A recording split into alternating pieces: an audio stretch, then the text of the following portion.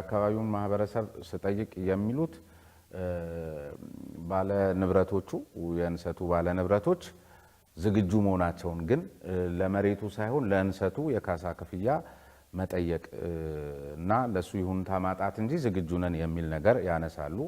በሌላ መልኩ ደግሞ ሌላ ቀደም ሲል ያሉት አይነት የኪራይ ሰብሳቢነት የትርምስ የፖለቲካ ፍላጎት አዝማሚያም ተመልክቻለሁ። የቱ ነው ትክክል? እዛ ጋር ምንድነው ጥረታቸው? አንዳንድ የዩኒቨርሲቲ መምህራንም በዚህ ደረጃ መማረርስ አለባቸው ወይ? እንዲዞረውስ የሚገቡት አፍንጫቸው ላይ ያለ ጉዳይ እንግዲህ በሰው ቤት ውሃ ልክ ላይ እየተሽለኮለክን ነው የምናልፈው።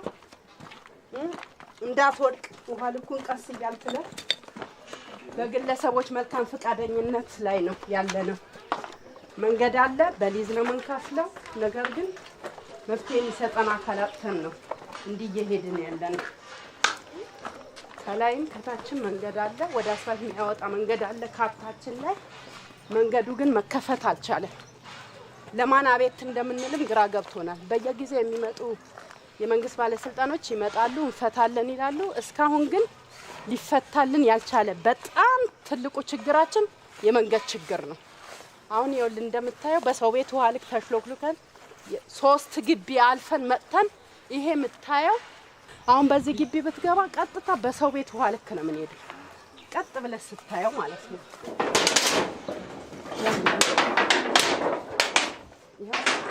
አሁን ለምሳሌ በዚህ በኩል ደግሞ ስንመጣ በዚህ አድርገን እንደምታየው ይሄው በሁለት ሰው ውሃ ልክ ላይ ነው የምናልፈው። እንዴት ነው የምትወጡት የምትገቡት ማለት ነው? በቃ ይሄው እንደዚህ። አሁን ይሄ ባለቤት መልካም ፈቃደኛ ስለሆነ በሩን ከፍተን በውሃ ልኩ እየተረማመድን እናልፋለን። ይሄ ሰው ግን አታልፉም ቢለን እንግዲህ እንዳሞራ ክንፍ አውጥተን አንበር። እኔም አሁንም ይሄ ከበፊቱ አንጻር የሚለው ነገር አዲስ ያላት ሪሶርስን ያላት ዕውቀትን ያለውን የህዝብ ቁጥር ታሳቢ ያደረገ አግሬሲቭ የሆነ ስራን መስራት የተሻለ ነው። ከባለፈው ጋር እንትን ማለት ራስን አስኮፍሶ እንትን እንዳያረጋችሁ ነው፣ ወደ ኋላ እንዳይጎትት።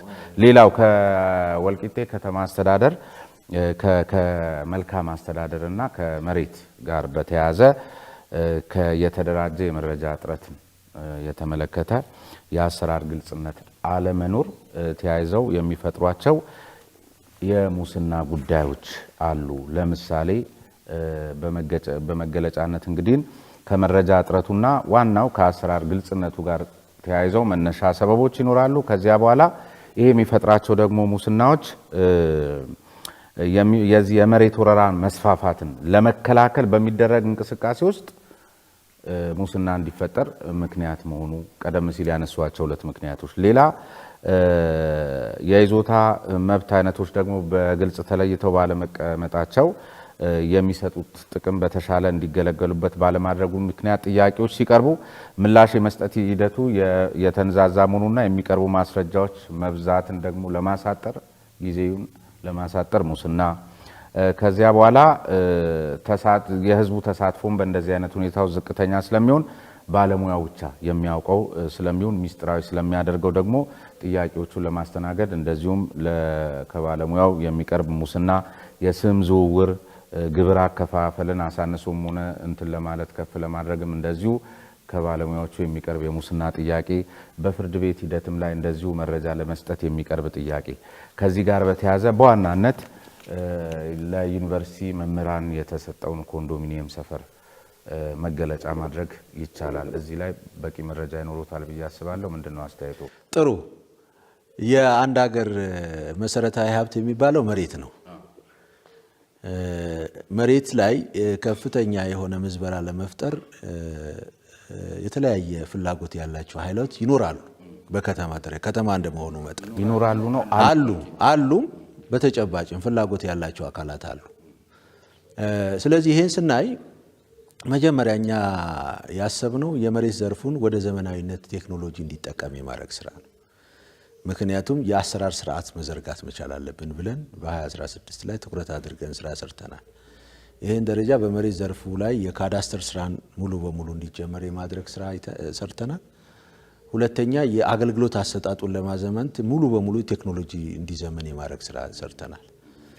ምክንያቱም ይሄንን በር ቀዳዳ ካልዘጋ በስተቀር መሬት በባህሪው ለኪራይ ሰብሳቢ ፍላጎቱ የሰፋ ስለሆነ በአስተሳሰብ ደረጃ ላይ ችግርን ለመቅረፍ የመጀመሪያ መዋቅር አካባቢ ላይ ያለውን በር መዝጋት ነው። ሁለተኛው ሰው ውስጥ ያለውን እሳቤ በተለያዩ ትሬኒንጎች እና መድረኮች በመፍጠር ጤናማ አስተሳሰብ ልዕልና እንዲይዝ የማድረግ ነው ባለሙያው አካባቢ ላይ። ምክንያቱም ሰው ስርቆት የሚጀምረው ከሀሳብ ስለሆነ፣ ስለዚህ እዛ አካባቢ ላይ የሚሰራውን ስራ ባለሙያዎቻችን በተለያዩ መድረኮች ላይ ውይይት መድረክ ፈጥረናል። ሞጋች የሆነ ቴክኒካል ባለሙያን፣ አመራርን፣ ድጋፍ ሰጪ። ስለዚህ ሙሉ በሙሉ የካዳስተር ስራን ሙሉ በሙሉ በ2016 አስጀምረናል። የመሬት ማዘመን ዘርፍ ላይ ማንኛውም አገልግሎቶች የመሬት ዘርፍ ላይ የሚሰጡ ሰርቪሶች ቴክኖሎጂን ያዘመነ መልኩ ከወረቀት ንክኪ የማድረግ ስራ ሰርተናል። ይሄ በ2016 የሰራ ነው። ምክንያቱም ይሄን ስናደርግ ብዙ ችግሮችን አግኝተናል። አንደኛ መሬት በህጋዊ በሆነ መልኩ ጥቂት የስነ ምግባር ችግር ያለባቸው የመንግስት አካላት ሐሰተኛ ደብተር የማውጣት ሁኔታዎች፣ የመሬት ይዞታን ማረጋገጫ የመስጠት ደብተር የመስጠት ሁኔታዎች ነበሩ። እነዛን አካላት ሙሉ በሙሉ ከፍትህ መዋቅር ጋር በመቀናጀት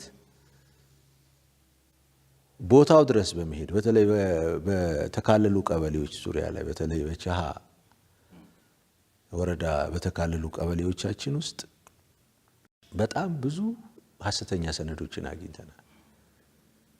እነዛን በፍርድ ቤት እንዲቀርቡ በማድረግ የህግ አካላት ጉዳያቸውን እንዲያይ በማድረግ ከ167 ሄክታር በላይ መሬት ወደ መንግስት ቋት እንዲገባ የማድረግ ስራ ተሰርቷል። ለ4-5 ዓመታት ይሄ ነገር በህገ ወጥነት ሲመራ የነበረበት መንገድ ምንድነው? ፍላጎቱ ቅድም ካልኩ ጋር የሚያያዝ ጉዳይ ስለነበረ ሰዎች የመክበሪያ አማራጭ አድርገው የሚሄዱት መሬት ነው። መሬት ሀብት ስለሆነ ትልቅ ሪሶርስ ያለበት ጉዳይ ስለሆነ እሱ አካባቢ ላይ ይሄንን በር ዘግተናል። ስለዚህ አሁን ፍላጎቶች ቢኖሩም የተለያየ እጅ የመጠምዘዝ እሳቤና ፍላጎት ቢኖርም እንደ መንግስት ቁርጥ አቋም ይዘን ስራ እየሰራን ከተማን የማተራመስ ከተማን በተለያየ ሽብር መንገድ ለማጦዝ የሚፈልገው ኃይል እዛ ውስጥ አለ። ከዚህ ጋር የሚያያዝ ስለሆነ ማለት ነው። የስነ ምግባር ችግር ያለባቸው ጥቂት የመንግስት አካላትን በመያዝ ለማጦዝ የመፈለግ ከተማውን ወደ ትርምስ ቀጠና ለማድረግ የሚፈለግ አዝማሚያ ያለ። ስለዚህ እነዚህ ሁሉ የሚያያዙት ከዛ ጋር ስለሆነ ፍላጎታቸው ከዛ ጋር የመነጨ ስለሆነ ማለት። ስለዚህ ይሄን በአሰራር የመዘርጋት ሁኔታ ነው። የህግ ተጠያቂነትን ማስፈን ስራ እየሰራን ነው። በቀጣይም በ2017 ይሄን ስራ እንሰራለን። ስለዚህ የመንግስት መሬቶች ለመንግስት አገልግሎት ብቻ የሚውሉበትን አሰራር ዘርግተን እንሄዳለን። ከዛ ውጪ ነገር የሚያስኬዱ ጉዳዮች ሊጠቅሙን አይችሉም። የመንግስት መሬት ህገ መንግስቱም መሬት የህዝብና የመንግስት ሲባል በሚፈልገው የልማት ስራ ላይ ተግባራዊ እንዲያደርግ ነው። ስለዚህ ይሄ ደግሞ ሲሰራ መሬትን መንግስት ለልማት በሚፈልገው ሰዓት ላይ የአሰራር ስርዓት አለ ከካሳ ከመሳሰሉት ጋር ተያይዞ።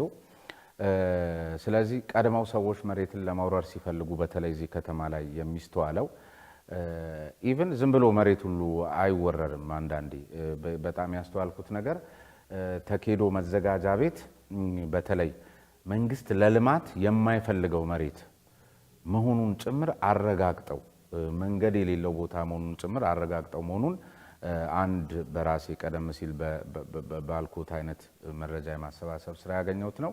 ሁለተኛ አንዳንድ ቦታ ላይ ፕላኑ አለ። ለምሳሌ ይሄ የዚህ የዩኒቨርሲቲው ማህበረሰብ ያለበትን ኮንዶሚኒየም እንዲያነሱልኝ ፈልጋለሁ። በሰባት ቤት ዞረው እዚሁ አፍንጫቸው ላይ ያለ ወልቂጤ ከተማን ለማግኘት ያ ሁሉ ዙሪያ ጥምጥም የሚሄዱት እዚያ የእንሰት ቦታ ላይ ለመንገድ ተብሎ የተዘጋጀ ፕላን ላይ ያን እንሰት ለምንድን ነው ማንሳት ያልተቻለው? መንግስትም ይመጣል እንደዚህ በውሃ ልክ ተላልፎ ይገባል፣ ያያል፣ ይወጣል። መፍትሄ ግን አይሰጠንም። አሁን ስንት ግቢ እንዳለ ተመልከት። አስፋልቱን ለመድረስ ይሄን ያህል ችግር ነው ያለው። ይሄው አሁንም ተመልሰው ስታይ ይሄ ሁሉ መንገድ ላይ የተተከሉ ሰብሎች ናቸው። የግለሰብ ሰብል ካሳ ተከፍሏቸው ሊነሳ ፈቃደኛ የሆኑ ግለሰቦች ናቸው። ከዚህ እስከዛ ማዘጋጃ ለክቶ መንገድ ነው ብሎ የተወው ነው። ይሄ ግን የግለሰብ መሬት ጠቅላላ አሁንም የምትሄደው በግለሰብ መሬት ላይ ነው። ምንም የመንግስት መንገድ የለም። እስከታች እስከ 7 ቤት ማዞሪያ የሚባለው ካምፕ የሚባለው ቦታ ድረስ መውጫ መግቢያ የለም። ጠቅላላ ተዘግቶብናል እና አቤት ብለን የሚሰማን አካል ካለ የመንገድ ችግራችን ይፈታል። ጥሩ እሱን የካሳ አፈጻጸም ስርዓት ከዛሬ 3 ዓመት 4 ዓመት በፊት ተከፍሏል። ካሳ የተፈጸመባቸው ቦታዎች እናውቃለን፣ ለይተናል። ነገር ግን ይህንን ነገር ለመስራት ሰፊ የሪሶርስ ጉዳይ ጠየቀን። መንገድ መውጣት አለበት ከፕላን አንጻር ፕላኑ መንገድ የሚያመላክት ነው። ዜጎችን መጉላላት የለባቸውም። ጥያቄያቸውን በቅርቡ መተው እኛ ጋር አንስተዋል። ይህን ጥያቄ በ2017 ላይ እቅድ አካል አድርገን መንገድ የመክፈት ደረጃ ማህበረሰብን አወያይተናል። የመጀመሪያ ደረጃ ላይ ጥያቄያቸው የማህበረሰቡ ሙግት የሚያቀርቡ አካላት ነበር። በተደጋጋሚ ለማወያየት ሞክረናል። በአካል ገብተን አወያይተን ችግሩን ለይተነዋል። ማጋ ችግሩ እንዳለ ማለት ነው። የፋይል ምልከታ አድርገናል። ሰነድ የማጥፋት ማዘጋጃ ቤቶች አካባቢ ላይ ቅድም ያልኩ ያን ሲስተም ስለዘረጋን አሁን ማን ካሳ እንደተከፈለው እንዳልተከፈለው ሁሉ ለይተናል። ስለዚህ ያንን ነገር ቀጣይ ወደ ምንድነው የምንገባው? ወደ ህግ ማስከበሩ እንገባለን። ካሳ ያልተከፈለው ሰው ካለ ለይተን ደግሞ የካሳ አፈጻጸም ስራ ምክንያቱም ከፈጸምን በኋላ ምላሽ መስጠት ይቻላል ማለት ነው። ይሄንን ነገር በአሰራር ስርዓት ነው የምትመልሰው። ስለዚህ ኢሞሽናል ሆነ ስለዚህ የተከፈለውም ያልተከፈለውም በመረጃ የማጭበርበር እንጂ ሁሉም እዛ ጋር ያለ ባላንሰት አልተከፈለውም ማለት አይደለም። ስለዚህ እሱን አጥርተን በ2017 ውስጥ ምክንያቱም ሌላ አንድ ምን ተመለከትኩት መሰሉት ይሄንኑ ጉዳይ ለማየት ሄጄ በኋላም ላይ ለማልበሻ እንጠቀመዋለንና ወልቂጤ ከተማ ነው ከተማ አስተዳደር ሰዎቹን በዚህ በኩል ያለው ነዋሪ ምንድነው በስነ ልቦና እዚሁ እኮ ነው አፍንጫቸው ላይ ምናምን ሜትር ነው ወልቂጤው በመሃል የገባው የእርሻ ሰዎቹን የዚህ ከከተሜነት ውጪ የገጠሪነት ባህሪ ያላበሰና ሌላ ሀገር ውስጥ ያለን የሚያስመስል ከወልቂጤ ሩቅ ያለን ለምሳሌ እኔ ጎጀባር ወይ እዣ ምናምን ያለው እስኪመስለኝ ድረስ እዛው በ100 ሜትር ርቀት ላይ የሚገኙ ሁለት እንትኖች ላይ እሱም አይነት ነገር አለው። እሱም የስነ ልቦና ጫና አለው። አይ የከተሜነት ባህሪ ምክንያቱም አርባናይዜሽን በዋናነት ከተማ ወደ ገጠር እየሰፋ ነው የሚሄደው። ገጠርን ማዕከል እያደረገ የሚስፋፋበት ሁኔታ ነው ያለው። ስለዚህ ሆኖ መሃል ላይ ነው ወልቂጤንና እነሱን ቆርጦ የገባው። አሁን ከእንትና አኳያ አይደለም። ከተማም እኮ የጓሮ አትክልት ያስፈልገዋል። ይሄ ግን ሰፊ እርሻ ሰፊ እንሰት እኔ አሁን እዚህኛው ጋር ስገባ የሆነ እዣ ያለው ነው ይመስለኝ። ዝም ብሎ እንደሱ አይነት ጫና ለልጆችም ለምንም ጥሩ። ይሄንን ደረጃ ላይ ስንለይ የመጀመሪያ ደረጃ ላይ አሁን የኮንዶሚኒየም ግንባታ የመምህራን መኖሪያ ቤትን አይተሃል። የተሰሩ ኮንዶሚኒየም ቤቶች ማለት ከሱ ጀርባ ያሉ ቦታዎች ናቸው። እሱ ጋር አሁን አብዛኛው ቦታ ቤት ግንባታ ተደርጓል። ውስጥ ለውስጥ ላይ የተወሰኑ እንሰቶች ነው ያሉት። መሰረተ ልማት የሚፈልጉ መንገድ፣ መብራት የሚፈልጉ ቦታዎች አሉ። በጥናት ያስታውቃሉ። ስለዚህ ማህበረሰቡ ሞጋች እየሆነ እየመጣ ነው። ይልማልን፣ መንገድ ይከፈትልን። የተወሰነ ተጻራሪ ደግሞ ቅድም ካልኩ ጋር የሚያያዝ የግል ኢንተረስት ያለዋል። ለምን ይከፈታል የሚል ለምን ይለማል የሚል የግል ኢንተረስት ያላቸው አካላት እነሱን እየለን የህግ ማስከበር ስራ እየሰራን እንሄዳለን። ምክንያቱም ከተማን ቆሞ የሚጠብቅህ አይደለም። እድገቱ ከጊዜ ወደ ጊዜ የተሻሻለ መምጣት አለበት። ያንን ደረጃ ላይ ባለሁበት ቁጭ ልበል ብለህ የሚጠብቅህ ከተማ ስለማይኖር ወደ ዘመናዊነት የአኗኗር ስርዓት መምጣት ይግድ ይላል። በርካታ ባለሀብቶች እዚህ ከተማ ላይ ሀብት አፍርተዋል። ግን በስፋት እዚህ ከተማ ላይ ሀብት ያፈሩ ባለሀብቶች እዚሁ ከተማ ላይ ኢንቨስትመንታቸውን የማስፋፋት ሁኔታ አልመለከትም። ቀደም ሲል ያልናቸው ምክንያቶች እንደ አንድ ተጠቃሽ ሊሆኑ ይችላሉ። ግን ደግሞ እያስፋፉም ያሉ አሉ ጥቂት ቢሆኑ። ስለዚህ በሆነ በአሰራር ስርዓት ውል በመያዝ ኢንቨስትመንቱን ከዚህ በሚገኝ ሀብት እዚሁ ደግሞ ለማለት ይቻላል ምንም እንኳን የህግ አሰራሩን ባላቀውም በአሰራር ስርዓትና በመግባባት ማስተካከል።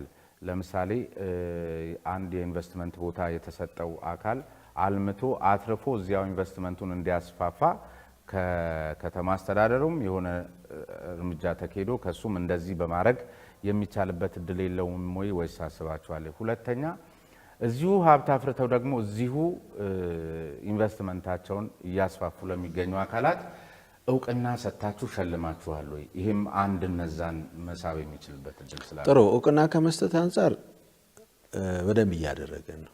አይ ቲንክ የ2017 ይሄንን ነገር በከተማ ደረጃ ላይ በተለይ ሪፎርም ከማድረግ አንጻር ከተማን ከማዘመን አንጻር ሀብታቸውን፣ ንብረታቸውን፣ ጉልበታቸውን፣ እውቀታቸውን ያፈሰሱ ባለሀብቶች አካባቢ ላይ ጠጋ ብለን ኢንካሬጅ እያደረገን ነው።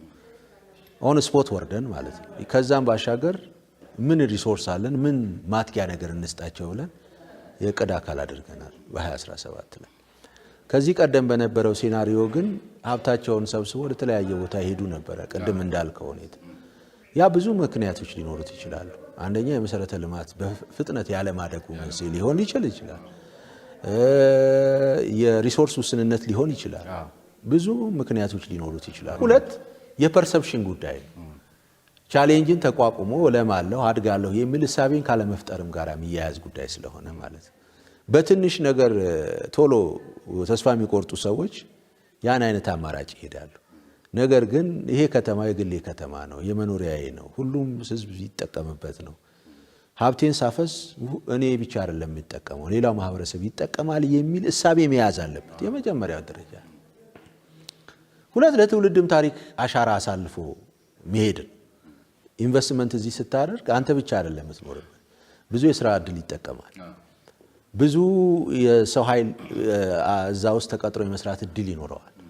ለከተማው ገጽታ ግንባታ ይፈጥራል። የቱሪስት ፍሰት ይጨምራል። የኢንቨስትመንት ፍሰቱ ይጨምራል።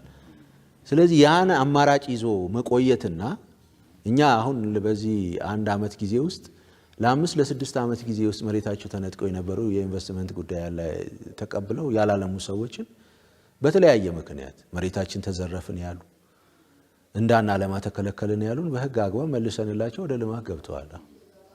ከ14 በላይ ማለት በሆቴል ቱሪዝም ዘርፍ፣ በጨርቃ ጨርቅ ፋብሪካ፣ በዱቄት በተለያዩ ዘርፎች ላይ የተሰማርተው ስራ እየሰሩ ነው ያሉት።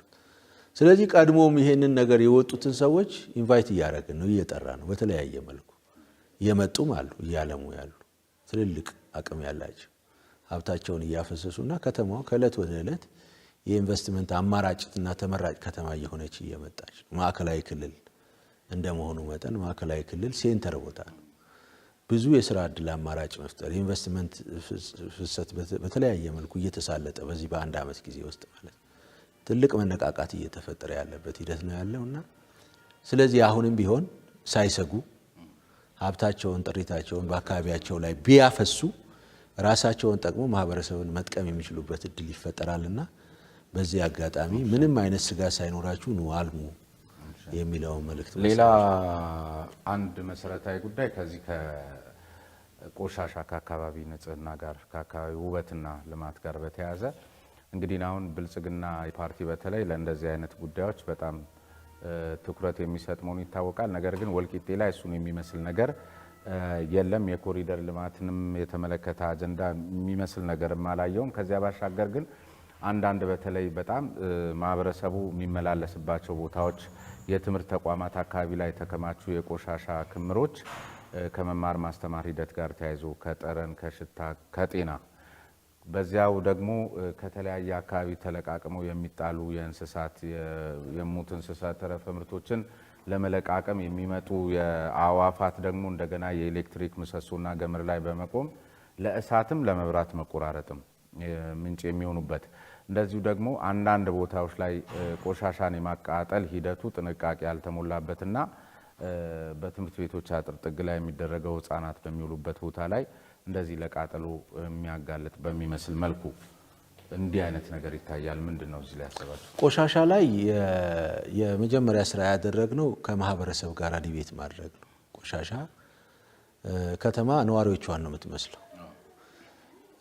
ስለዚህ ይሄን ስራ ለመስራት የመጀመሪያ ከማዘጋጃ ቤት አገልግሎት አሰጣጥ ጋር የሚያያዝ ጉዳይ ስላለው መጀመሪያ ያሉንን ሀብቶች ያሉንን ሂማን ፓወር በአግባቡ የመጠቀም ስራ ሰርተናል። ይሄን ስናደርግ የመጀመሪያ ደረጃ ላይ የነዋሪ አደረጃጀትን መጠቀም ነው። በቆሻሻ ደረጃ ላይ በመንግስት አቅም ብቻ ላይ የሚደረግ አይደለም። ስለዚህ ማህበረሰቡን ማሳተፍ ያስፈልጋል። ይሄ አመራር ሙሉ በሙሉ ቅዳሜ በመደበኛነት እየወጣ ቆሻሻን የማጽዳት ስራ እየሰራ ነው። ከዛም ባሻገር ወጣት አደረጃጀቶችን የመጠቀም ነዋሪ አደረጃጀቶችን የመጠቀም ቆሻሻ እጅግ ለማህበረሰብ አጸያፊ ነገር ነው። ከተማ የዘመነ ከተማ መፍጠር ያስፈልጋል በማንኛውም ጉዳዮች ላይ። ስለዚህ ማህበረሰባችንን አላርም አድርገን ግንዛቤ እንዲፈጠር ግንዛቤ ስለሌለው ሳይሆን ቆሻሻን አወጋገድ ስርዓት አቀናይቶ ዴሊ ሌበረር አሉ በማዘጋጃ የተቀጠሩ የሴፍቲ ኔት ፕሮግራም ላይ የሚሰሩ አሉ። እነሱን አቀናይተን ከተማዋን የማጽዳት ስራ አግሬሲቭሊ ቀድሞ ከነበረው ሁኔታ ላይ እየተሻሻሉ የመጡ ነገሮች አሉ። በተወሰነ መልኩ የቀሩ ነገሮችም አሉ። እነዛን የነዚህ የተሽከርካሪ አቅርቦት ችግርን በተለይ ቆሻሻን ኢሚዲየትሊ በጠዋት አንስቶ የሚሄድ 2 ተሽከርካሪ ነው ያለው። በኪራይ መልክ አሁን ይዘን በኪራይ መልክ የተለይ የነዚህ ኤፍኤስአር መኪኖች ሲኖዎችን እየተከራየን ቆሻሻን ቶሎ የማንሳት ስራ እየሰራን ነው። የህዝባዊ አደረጃጀቶችን ተጠቅመን ከተማውን የማዘመን ስራ መስራት አለብን ብለን እየሰራን ነው። አንጻራዊ የመጡ ለውጦች አሉ፣ የሚቀሩም ነገሮች አሉ። መላ ህዝባችንን በዚህ ጉዳይ ላይ አስተባብረን የቆሻሻ ፖለቲካን በከተማችን ደረጃ ላይ መግታት መቻል አለብን ብለን ዘርፈ ብዙ ስራ እየሰራ ነው። በዚህ ደረጃ ላይ ከኮሪደር ልማቱም ጋራ በተመሳሳይ ዋናው አስፋልት በፌዴራል መንግስት የደብል ሮድ እንዲደረግ የአግሪመንት ስምምነት የተደረገበት ሁኔታ ስላለ ዳግም እንዳያዳግመን ነው። አሁን ከጥቅምት በኋላ ይጀመራል የሚል ነገር የፌዴራል መንግስት ሃይዌይ ያንን ጥናት አድርጎ ጨርሷል።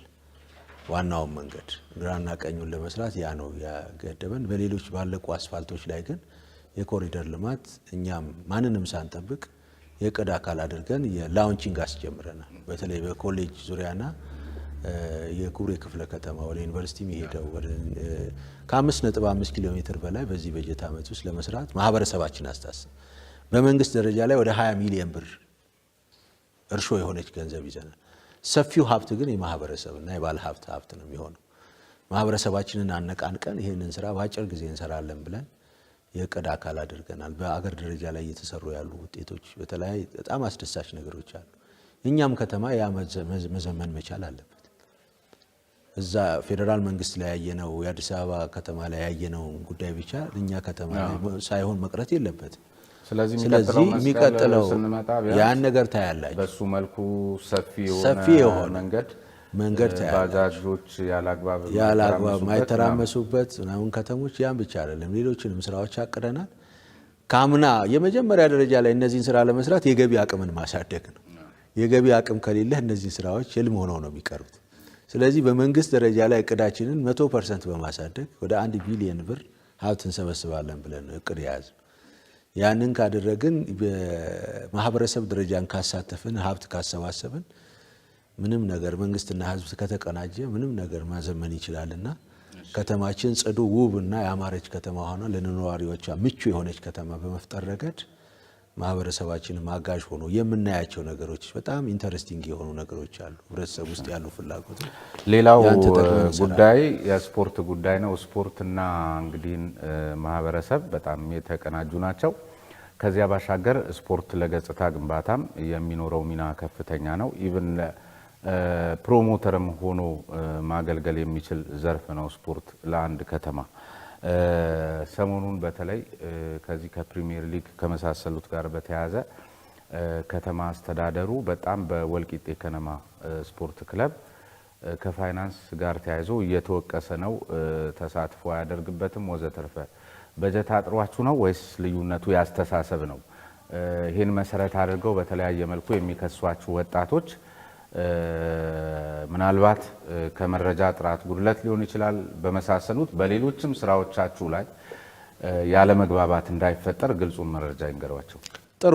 ስፖርት የማህበረሰብ አንዱ የአካል ከዚህ አንጻር ቀድሞ ወደ ነበረበት ሴናሪዮ መሄድ ያስፈልጋል። ለ4 ለ5 ዓመታት የወልቂጤ ከነማ ስፖርት መረጃውን ማጥራት ትችላለህ። ሰፊ እዳ የነበረበት ክለብ ነው። በዚህ በ2016 ክቡር የክልሉ ርዕሰ መስተዳድር አቶ እንዳሻው ጣሰው በተገኙበት የሀብት ሞቢላይዜሽን ስራ በስካይላይት ሰርተናል። ከመንግስት ቋት በጀት እንዳይወጣ ለማድረግ ሲባል ማለት ነው። ለ4-5 ዓመት የተወዘፈው ከ35 ሚሊዮን ብር በላይ ዕዳ ከፍለናል። በአንድ ዓመት ጊዜ ውስጥ ቀድሞ ያደረ ዕዳ። ያም ሆኖ አሁንም ያልተላቀቅነው ዕዳ አለ። ከ17-18 ሚሊዮን ብር በላይ ዕዳ ያልተከፈላል።